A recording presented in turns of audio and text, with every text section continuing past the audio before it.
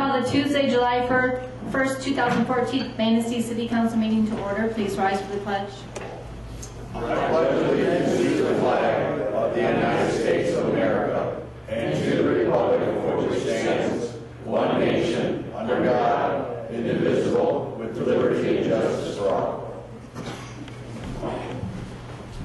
Michelle, can you please take the roll? Mayor Kenny. Here. Councilmember Cody. Here. Councilmember Goodspeed. Here. Mayor Pro Tem Zering. Here. Councilmember Whitliff. Here. Councilmember Gusted. Here. City Manager. Here. City Attorney. Here. Finance Director. Here. And Public Safety Director. Here. Thank you. Public hearings, we have none. Citizen comments and agenda-related items. This is the portion of the meeting if any citizens in attendance would like to comment on tonight's agenda. Please raise your hand, come forward.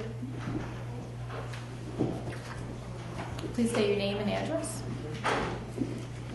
My name is Jeremy Novak. I live at 383 11th Street, and I sent the application in for the ad hoc street committee, and it was not received. I sent an email, so I'd like to be considered for the committee.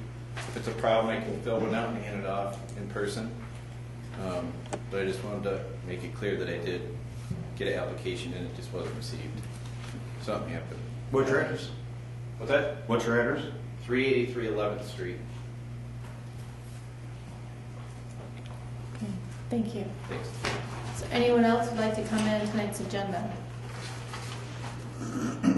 Now we'll move on to the consent agenda.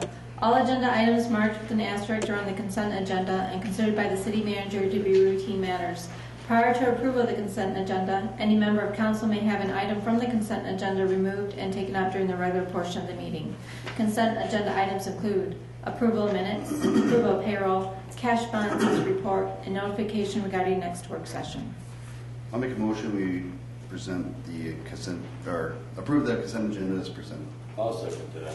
I have a motion by Councilmember Goodspeed, support by Councilmember Cody, to approve the consent agenda as presented.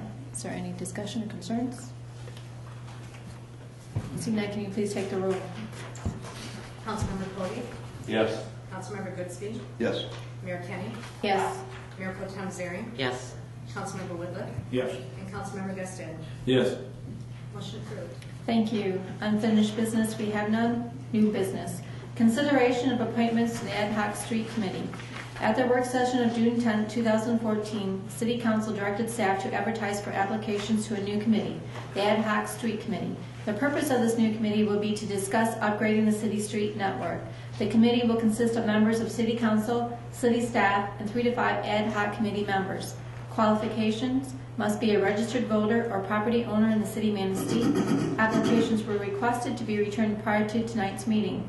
The following applications have been received: Linda Beaton of 256 Hughes Street, Jerry Ha of 421 Cedar Street, Joseph Maxey of 484th Street, Roger Zielinski, 529 First Street.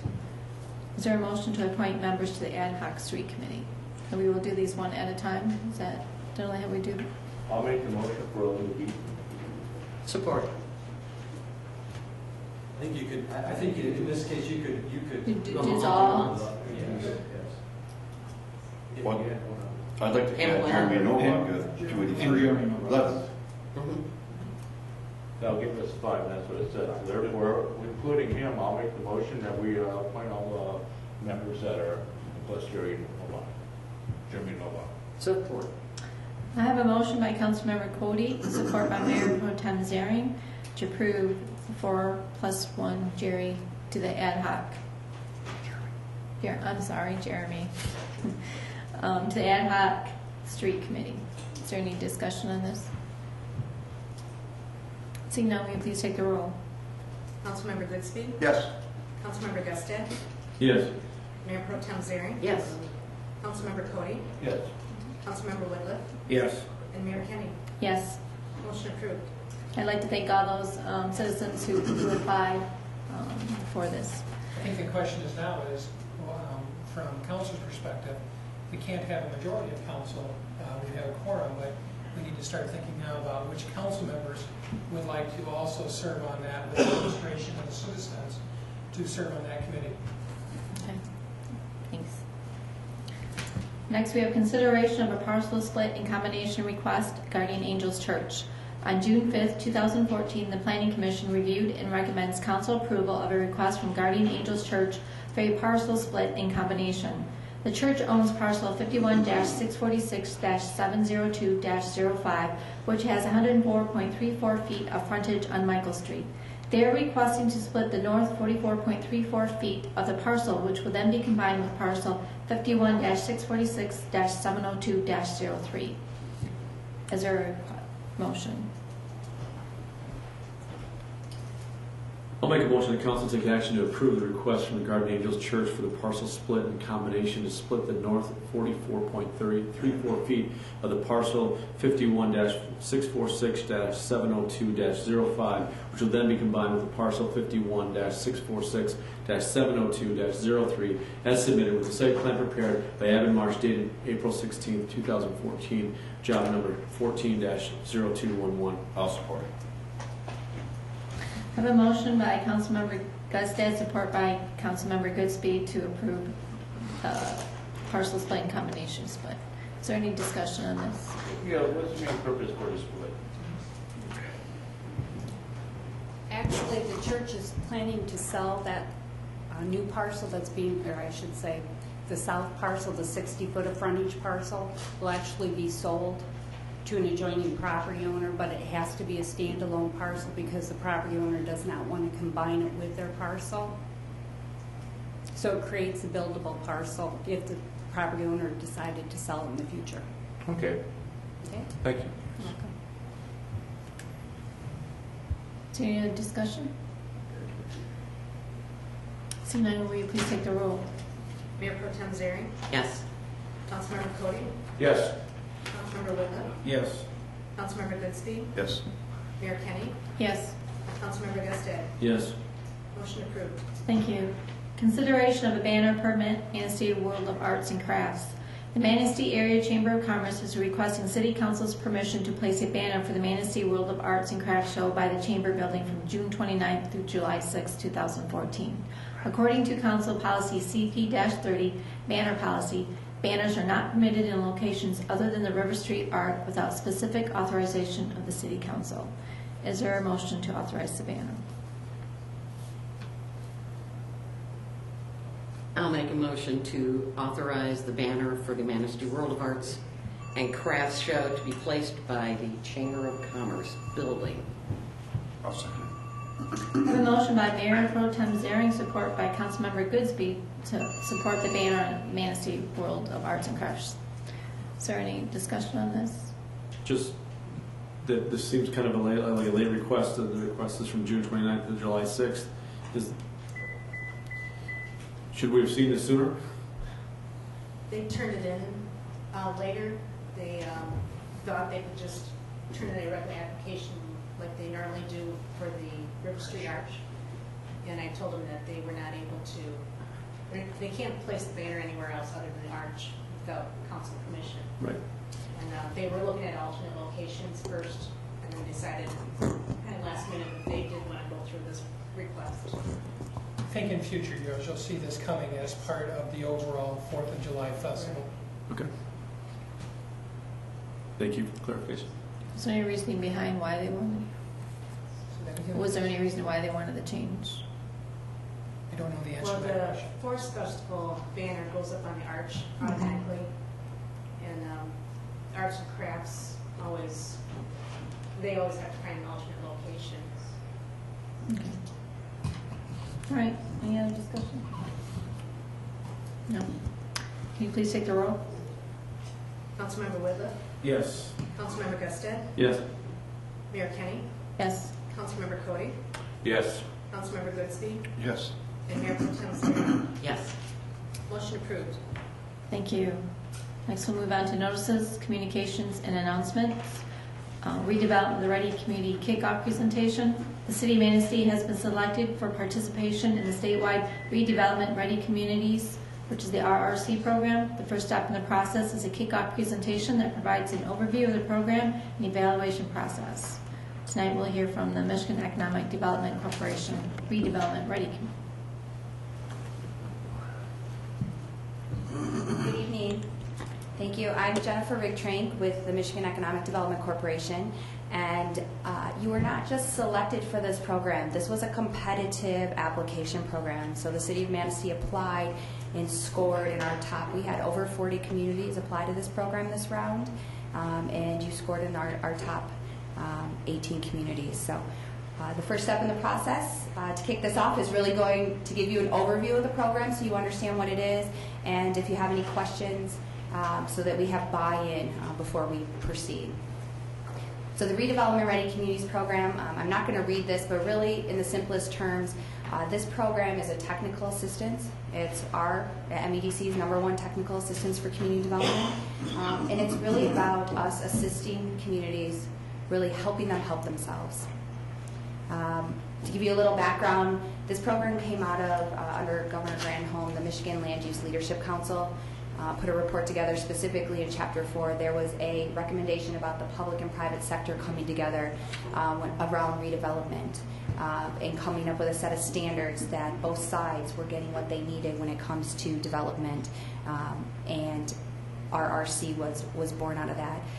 The MEDC, with the assistance of MSHDA, the State Housing Development Authority, we purchased this program at the very end of 2011 and took it live in 2012.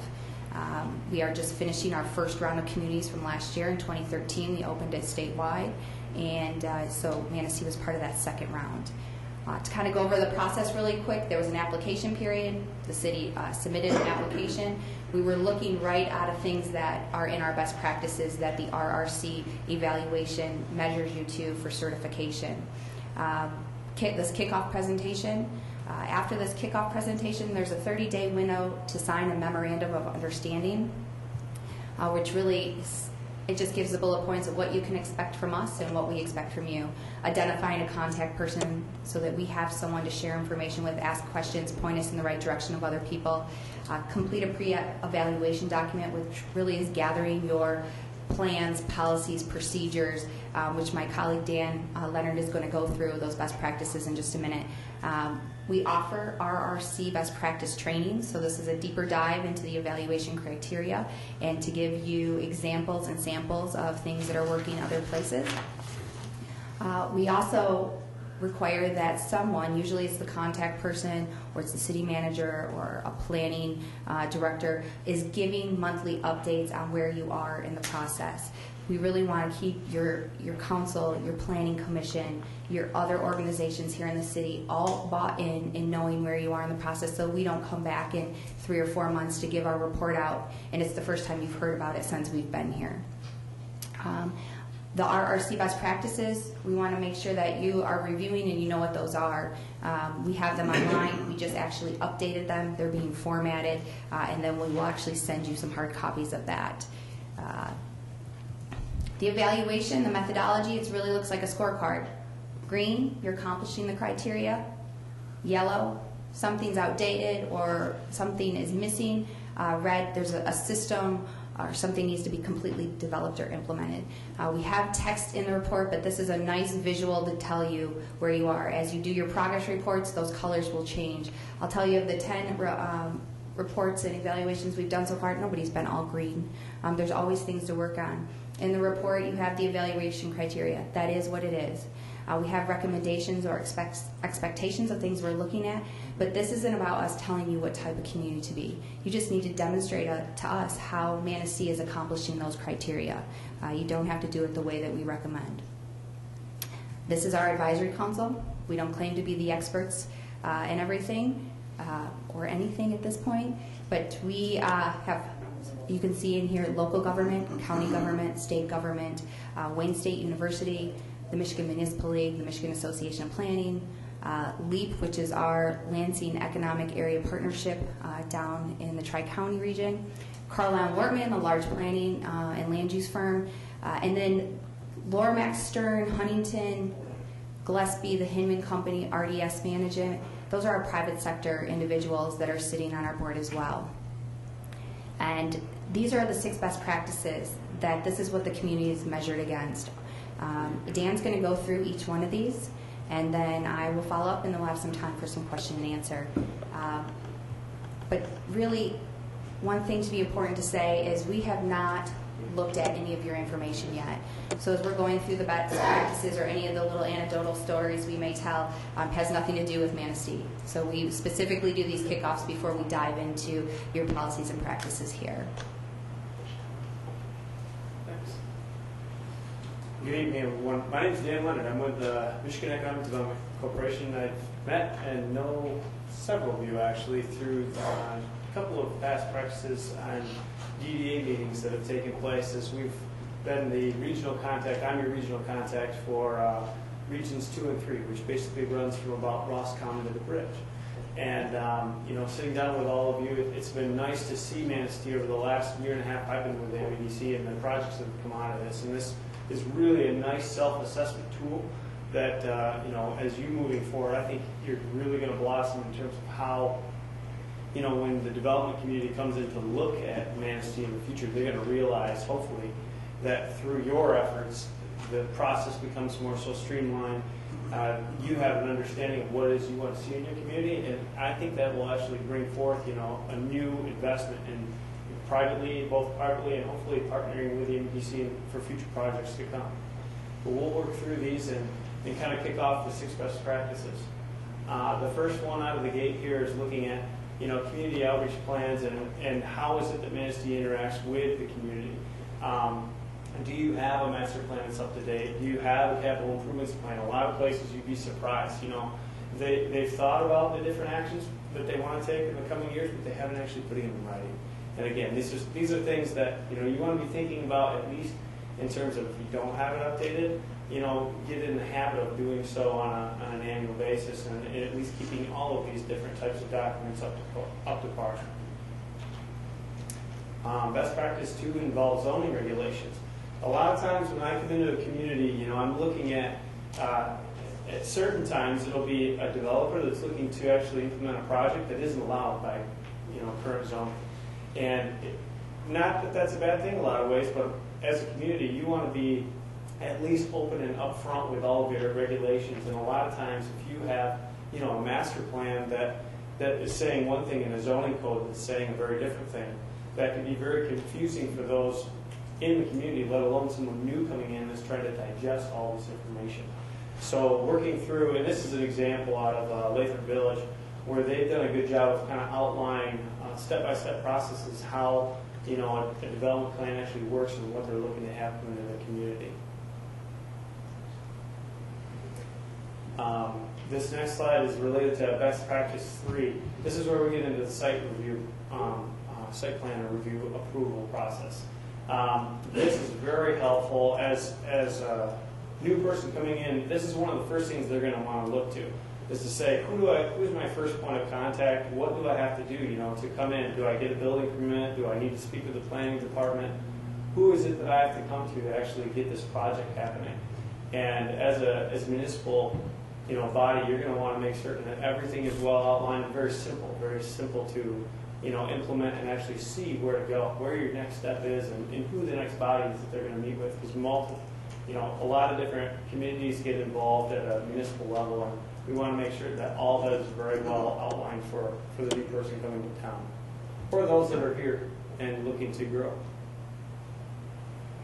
This is just another example of that. Do you have a qualified intake personnel? That being, you know, the point person. Is it your planning department? Is it your DDA department? Who is it that's that first point of contact? And when we are looking at an actual site plan, we're all advisory. Again, often, does the planning commission meet with the city council? If there is, you know, bone of contention, if you will, or things that need to be discussed on a larger level, and bringing all those players together on a, you know, a monthly basis. These are just kind of ideas that this process brings forward. And then how to track the project throughout its approval process, and also, you know, a guide to development. So this isn't more or less an option for the community to set something in place. We have design standards. I know a lot of the buildings downtown are within that historical district, and you're going to want to make certain that those objectives are being met when you're seeing a site plan come right out of the gate. And that's one of the tools that we have available that hopefully will make that very clear.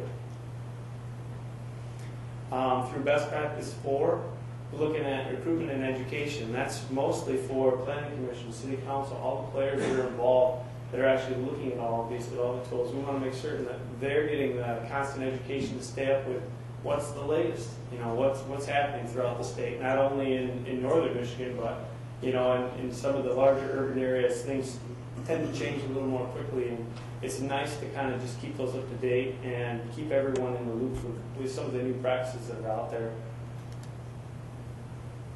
Best practice 5, and this is where we're looking at the community identifying your key sites. And this is I'd say this is one of the carrots to this actual, RRC certification process.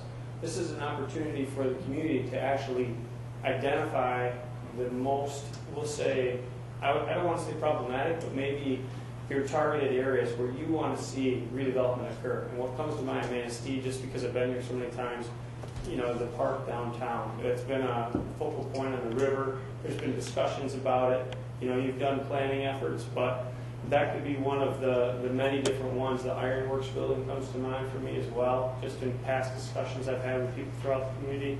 So this is a chance for the entire community to come out and really identify, we want to see a minimum of a top 3 set of different project areas.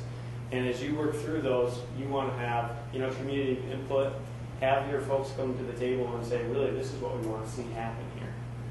And that will bring us to basically identifying all of the sites, number one, but prioritizing them as well, so that we're not haphazardly just waiting for one to come in. We want you to have a concise development plan, a redevelopment plan in place for each one of these sites, so that if someone comes in, at least you're ready to go and actually act on those priority pieces. Parts of that, as we look through this list, includes funding sources. That's one thing when I get brought into a conversation, typically it's, well, we can come up with this amount of money, but we're a little bit short. And by the community reaching out and identifying these sites, it will help paint the picture that, number one, you know what you're doing, and you know what you want to see happen there, and then hopefully if it's gotten to that point where we're involving the state to look towards other incentives, then we're going to be more supportive of that development project because we understand that it's something that you want to see happen regardless. So a lot of times this will give you a leg up, not only when I'm bringing a project hopefully forward for you, but when we compete for those state and federal dollars down in Lansing on a regular basis when these projects come in. And best practices, community prosperity. This is where we're looking more, longer term. We're looking at an economic development strategy. I know the DDA has done very good work in the fact that they've actually conducted a market study, went out and identified some of those, larger economic drivers. One of those being food and beverage, I think, was recognized as the largest one that was missing from the palette. And you've taken action recently to try and identify that and improve that within your community.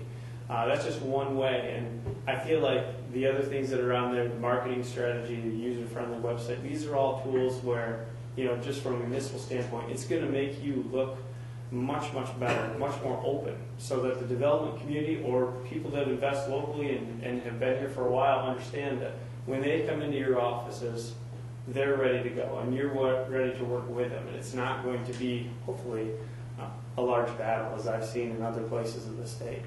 But that being said, we've kind of rushed through these, but we've really tried to promote this, and I don't want to take too much for Jim, but we've tried to promote this as a kind of a self-help tool. This is for the community to promote yourself and really to improve the way you do business and how you present yourself, to the outside world.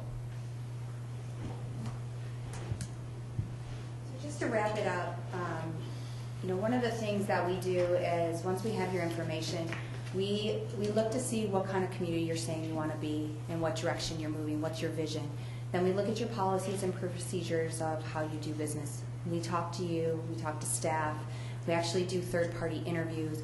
We want to talk to business owners or developers who have gone through your process in the last 6, 12, up to 18 months, because even the ones that maybe you said no to, because if you followed your practices and you went through your policies and you stuck to them, then that's great. And so we try to do a check. But why get certified? I mean, it's really signaling that you're open for business. It's about having a competitive edge. As you know, locally, at the state, federally, budgets are shrinking all the time. Capacity. One thing we hear when we're interviewing at local community level is so-and-so is great to work with, but that person's doing the job that 6 people used to do or 3 people used to do. People are wearing a lot of hats. And so this is a competitive edge once you're certified. I spend a lot of time working with the private sector, specifically real estate developers, so they understand what that means when a community achieves this certification, that they have a vision, and then they also have the policies and practices in place to make that vision a reality. One thing, we touched about plans, and I know you hear about plans and communities are planned out, but we're talking about actionable plans. These are plans that have strategies that can be implemented, and that someone has been identified as the lead, and that you are benchmarking yourself. You're going back, you're celebrating, small successes when something's accomplished, but you're also looking at, okay, where are we? We plan to be here in 3 months, but we haven't even started, so let's reassess and maybe we take a different path. Another thing that we look at is customer service. I've worked with some cities where I walked into one city hall, there's a long desk, a bunch of different departments there. The gentleman I was working with, I could see him in a back office, he was on the phone, and it was about 11:15, so I'm sure some people were on lunch, but immediately I was standing there and everybody's heads went down. They were very busy, and I'm not saying they weren't working, but no one just said, put their finger up like just a minute. And if that's my first impression, and they had no idea who I was or who I was representing, and if there's a community right next door that possibly has the same site, same amenities, and I walk in their door and they greet me and act like they want to talk to me, why wouldn't I do business with a community next door? So that's why we talk about customer service and the importance of customer service. It's really about being proactive. When it comes to best practice 5 in the redevelopment ready sites, in the past, traditionally, communities just wait for somebody to come and propose something. To some of the developers I work with, they say it's like throwing darts at a dartboard, trying to see what sticks. We want communities to be proactively out there talking about what their opportunities are and what they want to see. And we're not talking about as specific as we want an ice cream or a bike shop on this corner, but commercial, retail, mixed use. Dan mentioned food. You have an idea. You're already, so when somebody comes to Planning Commission for approval for a site plan, the community is already behind it. You don't have a bunch of people showing up because they weren't involved in the process and didn't have a say up front. You want people involved in championing things because they know that that's helping fulfill the vision of your community. Let me see. One of the things, so we have these best practices. We do provide technical assistance on the best practices. We've put together a capital improvements plan guide, a public participation plan guide, an economic development strategy guide. So we're trying to help communities walk through the process of doing this, that they can do it. And then, as I mentioned before, the best practice training series. Since you are a community that's involved, formally involved and engaged in the program, moving forward, you can come to any of the trainings for free. And so that can be any of you on council who would like to come, staff. We definitely need one person that comes. And that means you don't have to have your person come to zoning that does nothing with zoning. We want your zoning people at zoning. But any of you that would like to come, Denise will have a code when those go live. They're going to start in August. I was just trying to finalize dates yesterday. We're going to be holding some in Traverse City, so that's not too far from Manistee. But we would want you to be there. One of the greatest things at those is hearing from other communities and what their challenges are and some of the solutions and things that they come up with. The networking is great. So what are the next steps? We need to sign that memorandum of understanding, and then we require you to pass a resolution of support to proceed with the evaluation. This is a small operation at this point. We are engaged with 31 communities. But we have a whole pipeline of communities that want to be formally evaluated. And so this is a check-in point, a buy-in point to make sure that you are on board, that it's not just someone who submitted an application pushing this, that the community's on board and wanting to move forward with it. We ask that you start reviewing the best practices. There's going to be things when you look through there, you're going to be able to identify, we're going to need to do that to get certified. Start knocking off some of that low-hanging fruit. I'll tell you, you're the second community to kick off in this new round. I was in the village of Dexter in Washtenaw County last Monday night, and so there's not going to be a long lag time between this presentation and kickoff and your actual evaluation. We're probably looking at it in the next 3 months. And then engage, like I said, in those best practice training series. Here's a map. I know that's probably a little difficult to see, but these are the 31 communities that we're formally engaged with. And as you can see, there is a wide range. We have some bigger urban cities, but we also have some small villages and smaller cities. And this, like I said, this is not a competitive between communities. That we're not measuring you to other communities. We're just measuring you against the best practices. Any questions? I have a question. From the kickoff to full certification, what kind of window is that? I mean, is that the 3 months you're talking about, or is that? It really depends. No, the 3 months I'm talking about is from kickoff until we'll probably be back here to tell you, okay, here's the findings from your evaluation. Then there's probably going to be a couple of things that still need to be worked on, and that's really on the onus of the community, how quickly we're going to be there to help with whatever we can, step by step. But we can't change things internally, and so in the evaluation also depends on sometimes one thing I added to the MOU this round was responding in a timely manner. We have had a couple of communities that's not the norm, that it's taking some time. We know communities have a lot of things going on though, and so it really does depend. We do not have any certified communities yet. We have some very close. I expect some announcement in the next 2 months that we'll have some communities that are our first certified. So the ones you engaged in 2013 still have yet to get all of their punch list items done and get certified. Right. Okay. And those ones that were engaged in 2013, so the city of Ann Arbor is on that list, the city of Lansing, those evaluations are just being finished and will be reported out in the next couple of weeks. And so while they're in the 2013, they are just getting their evaluation findings. And we really scheduled these on a first come, first served basis. I sent the notification and email out to everyone, so you should applaud your staff for their quick response to getting this set up, because that's really, as the kickoffs get set up, we get the MOU and the resolution, then we can get the evaluation going. Perfect. Thank you very much for the presentation, Jennifer. Denise will be lead contact for the city of Manistee, working with the redevelopment ready communities, and is already doing a great job on it. Mm-hmm. Next, we'll hear from Mr. Roger Yoder, who will report on the activities of the Planning Commission and respond to any questions.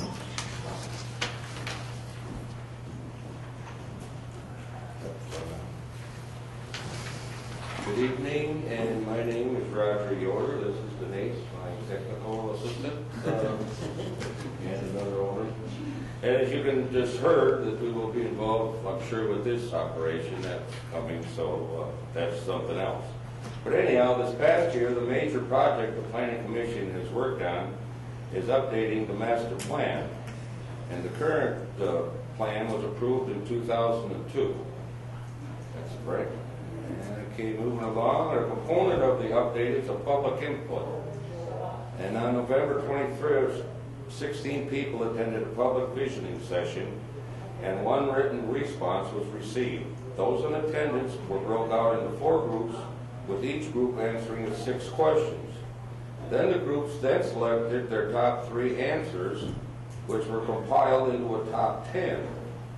Then each person attending selected their top 3 from the top 10 responses, which resulted in ranking the results as shown on the chart. And that's what they were talking about, having itemized from the public.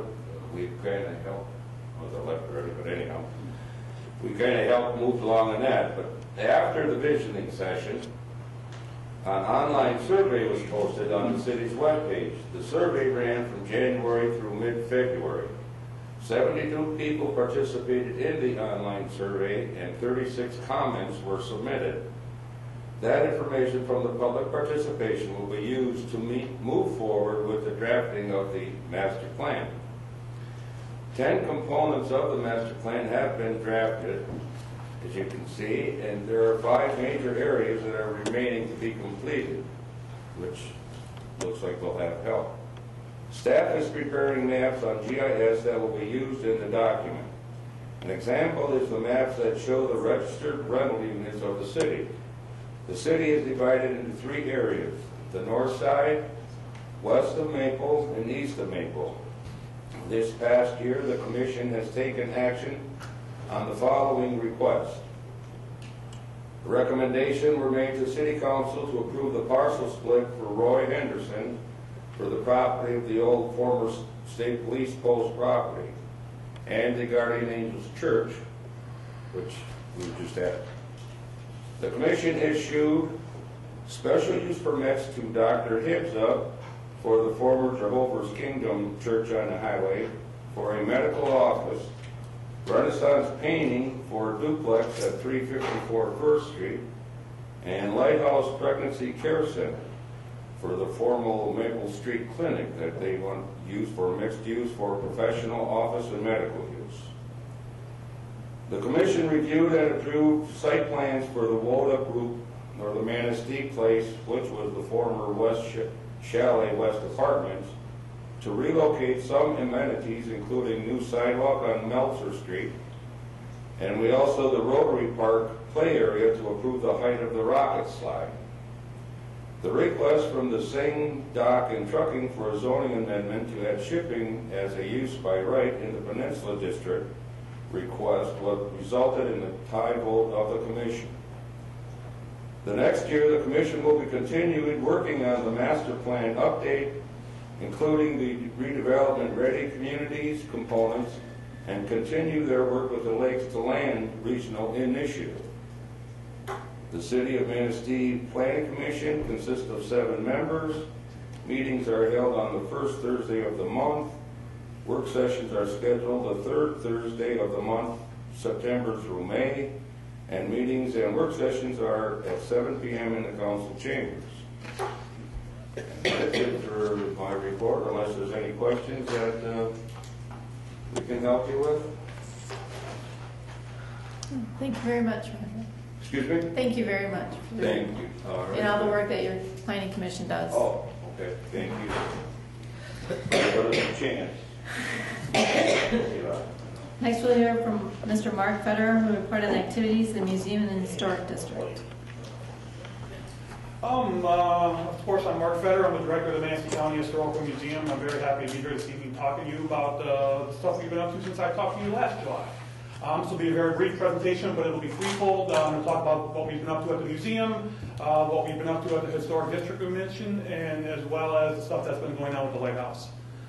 So to begin, highlights of the past year. We had 3 exhibits, 2013, resorts, camps, and cottages in Manistee County, the fishing industry of Manistee, and Scandinavian Christmas. They all did very, very well, especially the fishing industry exhibit.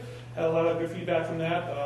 Those were 2 new exhibits that we did, the resorts, camps, and cottages, as well as the fishing industry.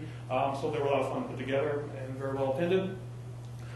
Gave numerous lectures throughout the community over the course of the year, including the Fine Arts Club, the Onekama Elementary students in 3rd grade. I worked with the library to do a presentation, as well as the Red Hat Society. Presentations are always very fun to do because there's so many topics in Manistee that we can do about. So I usually ask people if they have any requests, and if they don't, I have got to spend a lot of time trying to figure out what I want to talk to them about. But it's always a lot of fun. Continue to write weekly articles from the Manistee News Advocate on Manistee's history. It's something Steve Harold started back in the mid-1970s, and I continue to do today. I also do the Looking Back column daily in the newspaper, 20, 40, 60 years ago, 20, 40, 60, and 80 years ago, which we always get a lot of good feedback from that. People want to know more about those things that happen. It's always a lot of fun to do. Since last June, we had 3,200 visitors to the museum, which is a pretty good number. Down a little bit from the previous year, but still pretty good. And we also had about 150 researchers, people doing genealogy, family tree stuff, also lots of researchers of people who bought a particular building or a particular house here in Manistee, and they want to know the history about it, people who live there, and so on. So that's always a lot of fun to do. Also work with the Main Street program of Brownfield Redevelopment Authority on a number of projects. I am been working in conjunction with the Visitor Center with Catherine. Kenny. I also work for Right Side Design, and we've been working on completing and reformatting of the historic walking tour of Manistee County. This is a little, it should be out in about a month or so. This is a little preview of what we're going to do. But we divided it up into 3 different categories, one on the commercial district, one on the east side, and one on the west side. Those will be both residential. I think a lot of these structures, people who live here, you know, they're great, but we kind of take them for granted maybe because we live here. But to a lot of people who come to visit Manistee, a lot of people come to visit the museum, they're always curious to know a lot more about those houses, and we thought that a reformatting was probably in order. So it'll be probably about 48 to 50 pages altogether. So it turned out really well, and like I said, in about a month or so, that should be out for the public. Also through the Visitor Center and with Right Side Design, we've been working on an app for Manistee County for smartphones. A component of that app will be the complete walking tour that we have here. So if someone wants to find out where the Buckley home is, they'll just punch it in on their app, and it'll take them from where they are at that point in time, and it'll give them the directions to that particular house or particular structure. And that'll be the same for Manistee County shopping, dining, lodging, stuff like that. So, but for the historical component, I think it's a really neat thing. Also, 2014 exhibits. We just started an exhibit on druggists and drugstores in Manistee and Manistee County. There were so many different drugstores here in town, along with bars and churches, but drugstores also. But very interesting, lots of fun to research that one. Notice all the connections between pharmacists and their apprentices who went on to become different pharmacists in the different buildings and such that they were all located in. Lots of fun to put together. Fall, we're doing an exhibit on Century Boat Company in Manistee, very prominent here over the years, and also for Christmas time, English Christmas. Are there any questions on the museum portion of the discussion? All right, moving on, the Historic District Commission. Mrs. Denise Blakesley here has been very active in keeping us on our toes, as well as the commissioners as well, who spend a lot of time and a lot of discussion talking about the various projects. We've been pretty busy this year, but I'm just going to briefly talk about a couple of the major projects that we've been up to. 75 Oak Street, they repainted their building, turned out fantastic. Lots of discussion on that one between me and myself and the building owners. Also, of course, the Vogue turned out great, looks great, inside and out. The Historic District Commission, of course, is just concerned with the exterior of the buildings, but we've done a lot of work on that and a lot of discussion on that. I think everybody's pretty pleased with it. This is a new one that we just discussed earlier this month, earlier in June, 391, 393 River Street. Back in the 1960s, Thompson's Men's Store, of course, where the old bookstore used to be. Current owners of the Big Fish who are moving their business between those two buildings. There used to be, as you see by this big white arrow here, if you can squint and see the doorway that used to be there, they need to put that doorway back in order to have an exit in and out of their upstairs apartments. So that's going to be a major project that they will be doing sometime late summer, early fall. So if you see a lot of activity down there, you'll know what it's about.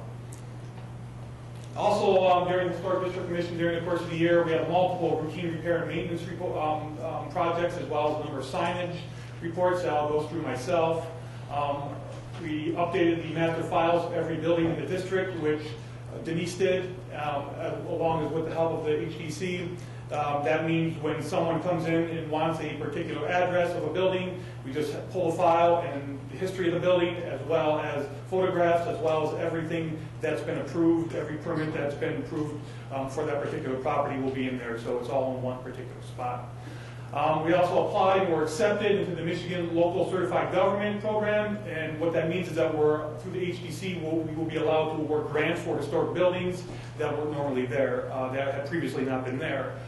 So those grants will go for a big help for facade improvements on a number of those buildings, and we're pretty excited about that. Are there any questions in regards to the Historic District Commission before I move on to the Lighthouse? So there's still funding available for those facade grants? I believe through the DDA there are, yes. There are. This will give us additional grants, additional funds for buildings, business owners, and building owners, and people who want to fix up, paint, repair, and as well as maybe a couple other projects that we might have coming down the pipeline, stuff like that. Thank you. All right, moving on. Mr. Steve Harold, who's the former museum director, is still very active. He is the de facto lighthouse coordinator of the Manistee County Historical Museum. As you know, about 3 years ago, the museum, the city took ownership of the lighthouse, and the museum signed a concession agreement that we will be responsible for the restoration of it. There's been a lot of activity over the last year. I hate to be Mr. Obvious here, like I always say, but of course we all know that the lighthouse is looking pretty shabby. So the big question on everybody's mind is, when will it be painted? It's going to be a while. We received a $20,000 grant from the Michigan Lighthouse Assistance Program for a historic structures report. The historic structures report needs to be done in order to appease the State Historic Preservation Office as well as the National Park Service. When we accepted that grant, of course there's lots of red tape involved. 34 steps with about a September 2015 completion date according to the state. RFPs for the historic structures report went out in February. The low bid was $31,500 from Sanders and Chapsky of Marquette, who have done a number of historic structures reports for the state of Michigan.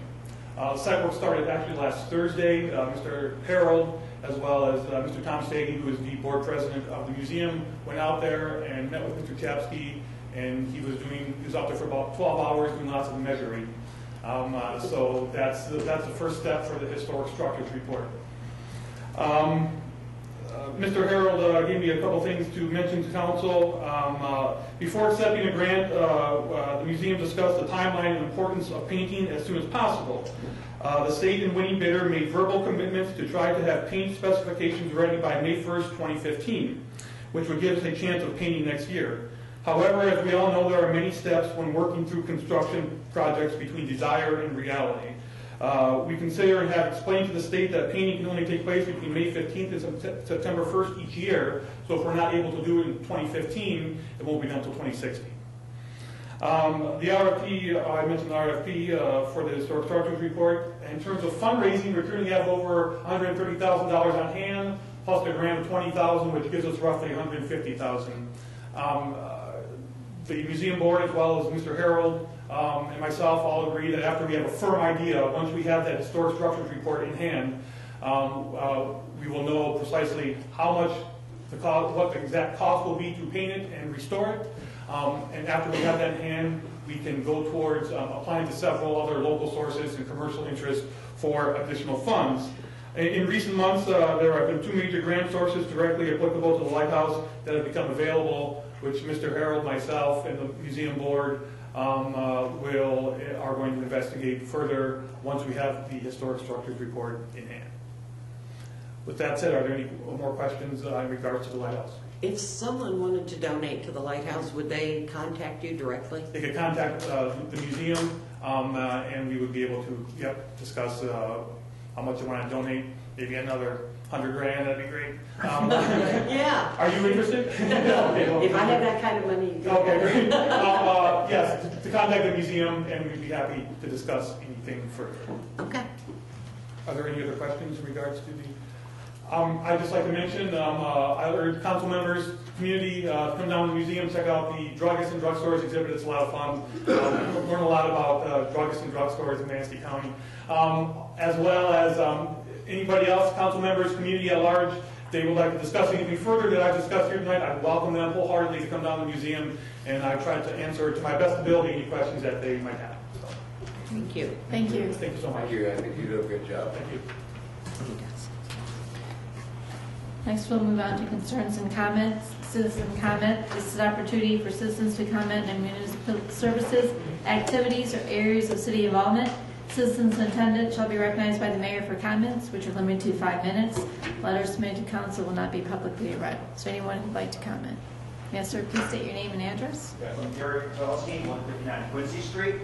I guess I came on the right day when we were talking about the master plan survey and the results of that. It seems like a lot of times there's concerns within the Manistee among the citizens that just don't seem to get connected with the city of Manistee. So let's spend a little more time on that survey and what the results were, and maybe even look at a couple of the comments that were made in that survey. The number one priority among the citizens that came through that survey, online survey, was jobs. Manistee needs jobs. That was by far the overwhelming majority of the respondents said. But I come to the city council meetings, and I come to a few of them, it's clear, there's never any conversation about jobs. The only thing we've done so far this year was turn down jobs that could have been in the peninsula. A council member here has referenced jobs a couple of times. It's omitted from the city council meeting minutes. I sent each one of you guys an email along with the city manager months ago saying, why wasn't this comment from one of the city council members documented in the minutes? No response, no correction of the minutes. Mr. Deesh later told me, well, they can do whatever they want to do. Well, I think it's pretty bad when a council person mentions jobs and tells the rest of the city council members that they need to be more in tune to job creation and not job deletion, that comment's not even documented in the minutes. Okay, now let's just look at some of the comments that were made. Because once again, overwhelmingly, there was a lot about jobs. Here's one comment. We need many more jobs in Manistee that provide a comfortable living wage. Manistee needs to focus less on tourism and more on the people who support this town year-round. Here's another one. Manistee needs jobs. Full-time, year-round jobs for the residents. Here's another one. No more city spending for tourists. Next one. Self-close the Randall. Stop wasting money on it. Another comment. City council needs to get to work and do your job supporting the residents. Stop ignoring the residents. Another one. Do not renew the city manager's contract. Another comment. Residents are to come first, not the tourists. If any council member does not want to put the residents first, get off the council because you are not doing your jobs. Next one. Manistee is in the worse shape now than ever. Another comment. More high-paying jobs, industrial jobs, will bring more people. Another comment. People don't even have jobs with livable wages. Another comment. We need jobs. Soon there will not be enough, but there will not be any young people living here, just old retired folks, and as they die off, this town will die. And another comment, Manistee needs jobs. No more tourist items are needed or wanted. Jobs are. So I want to make it very clear that there was a lot of comments directed towards the city council in that, and planning. And the overwhelming majority is jobs, folks. Manistee needs jobs. And what is the city doing about getting jobs here? I don't see much. Now, hopefully, when the council revisits the peninsula, they'll take a different look. And now the survey came out after that last vote when you turned down the Sang project. This survey came out, I think, a month later. You know now what the citizens are saying. The same thing I've been saying in meetings before. Now you hear a lot more citizens talking about it. In August, I think August 8th and 9th, you're going to be doing a Ramsell Theater review. A new vision for Ramsell Theater and hopefully reducing the subsidy. Well, hopefully that vision is make money, Ramsell Theater. 2 records were set yesterday. Yesterday was the end of the fiscal year. 2 records were set. It was the year in which the Ramsell got the highest single-year subsidy in the history of the theater. And number 2, it was the year in which the revenue fell the greatest for the Ramsell Theater in any one given year.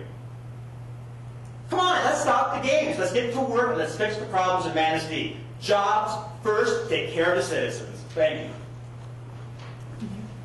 Is there anyone else? Yes, sir. Please come forward, state your name and address.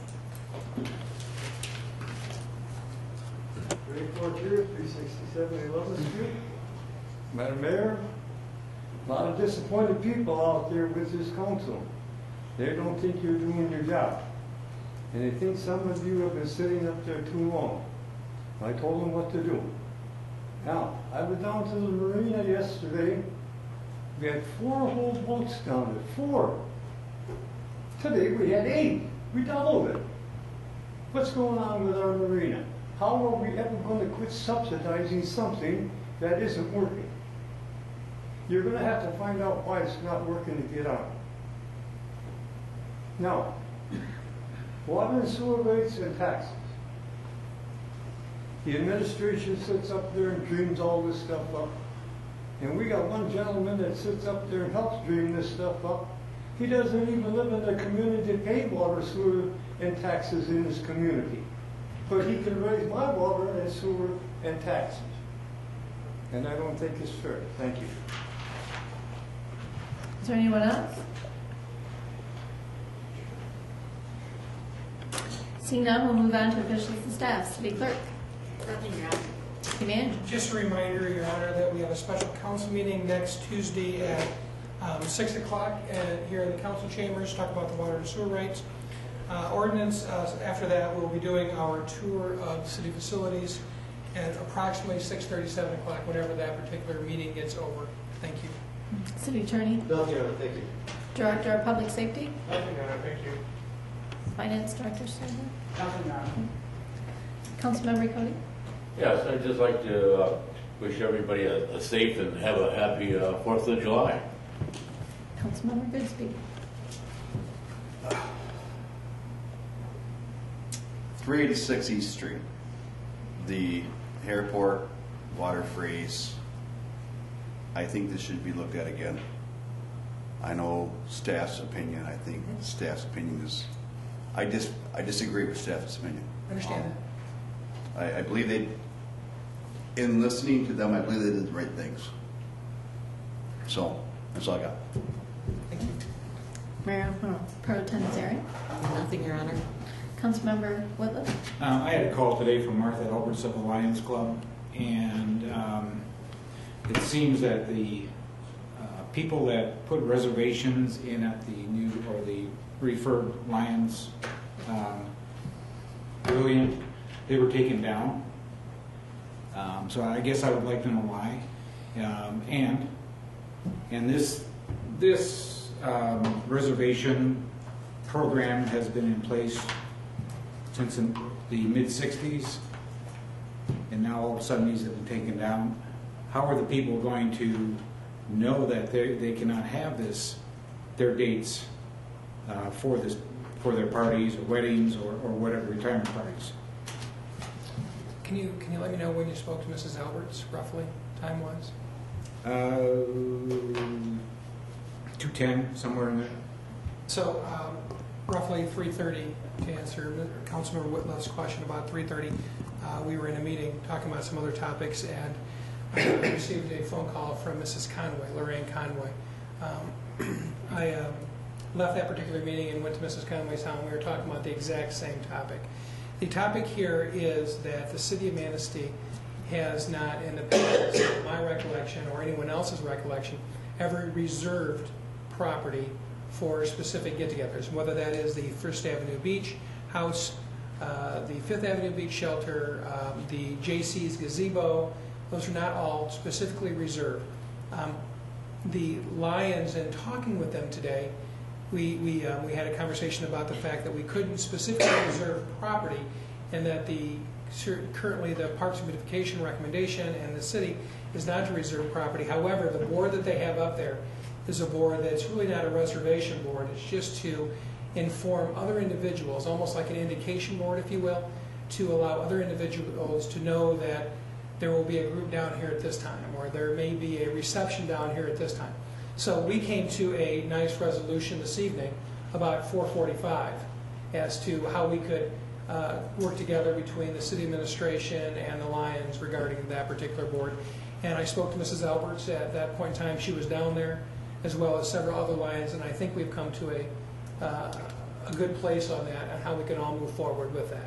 And they understand specifically that the city does not reserve city parks property. Now, if council wants to change that process, then we need to change it. But my concern is I can't tell people you can't reserve the Rotary Gazebo, which was built by Rotary, or the Rotary Deck, or the JC's Gazebo, and then have people reserving the Lions Pavilion. So our belief is we need to be consistent with all, but within that, there's still always some room for some flexibility, and I think we came to a nice place today with the Lions and administration down there, talking with them one-on-one. So what are we gonna do? I mean, So what's they- the program? The program is that they have that cork board down there, and folks are going to put notes up, but it's not a reservation. You're not reserving the property. It's just pretty much letting other folks know the Whitla Family Reunion is going to be down here from this date to this date. If other groups want to use the facility, then it's going to be a commingled facility, just like all the other parks property in the city of Manistee. And they were comfortable and supportive of that. Okay, all right, thank you. So thank you for bringing that up. Okay, thank you. You're welcome. That is it. Councilmember Gutstein? Nothing, Your Honor. I'd like to ditto Councilmember Cody's comments. I hope everyone has a safe and enjoyable 4th of July weekend. And with that, I'd like to motion for I'll make that motion. I'll second. adjournment.